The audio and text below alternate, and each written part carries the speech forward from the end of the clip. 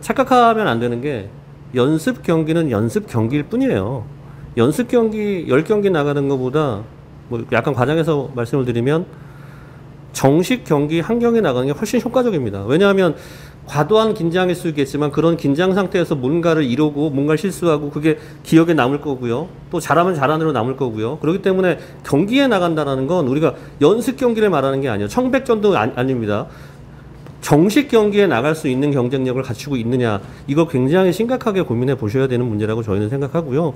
그리고 다음 얘기 또 한번 해보면, 최근 뭐 스카우트 경향이라고 하는데 저희가 스카우트가 아닌 이상 뭐 경향을 디테일하게 알 수는 없겠죠. 근데 저희가 느끼기에 저희가 랭킹을 이렇게 매기고 뭐 이것저것 뭐 설명을 드리면 제일 중요한 건 운동 능력 그리고 피지컬입니다. 이 두 가지. 근데 운동 능력이 좋아질 수밖에 없는, 운동 능력을 따질 수밖에 없는 가장 큰 이유는요, 예, 메이저리그도 마찬가지고 일본 야구도 마찬가지고 우리나라도 마찬가지입니다. 공의 스피드에 굉장히 중요하게 생각하잖아요. 근데 다 연결되어 있는 문제들이에요. 공의 스피드가 빨라지면 타자의 배트 스피드가 빨라질 거고요. 배트 스피드가 빨라지면 타구가 빨라질 거예요. 타구가 빨라지면 어떻게 되죠? 그걸 쫓아가야 되잖아요.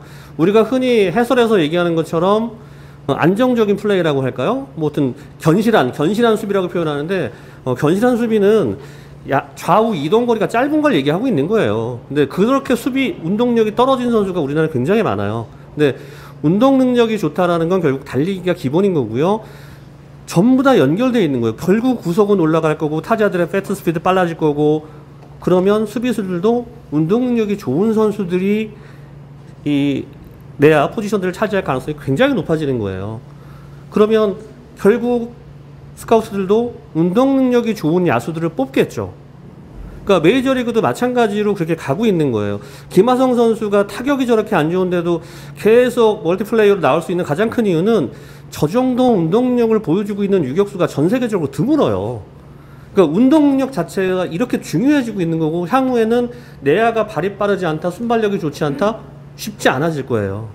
그런 쪽에서 본다면 이제 트레이닝도 좀 변화해야 되겠죠. 이제 순발력 위주라든지 유연성이라든지, 선수가 이제 뭐 만약 이제 초등학생이라면 저는 연습량은 정말 적어야 된다고 생각하거든요. 여기서 기술 습득은 크게 의미가 없습니다. 기술 습득이라는 건 몸이 만들어지는 거지, 그 초등학교 때 기술 습득을 많이 한다고 해서 연습을 많이 할 경우에는 잠이라든지 수면이라든지 이런 것들이 충분히 취할 수 없으니까 신체가 클 수가 없잖아요. 이제 지금 프로야구 선수들이나 여러 선수들, 과거에 은퇴한 선수들도 물어보고 이야기하면, 과거에는 언제 그렇게 컸느냐고 하면 뭐 선수들에 따라서는 자기가 다쳐가지고 1년간 쉴 때 한 뭐 10cm 자랐다.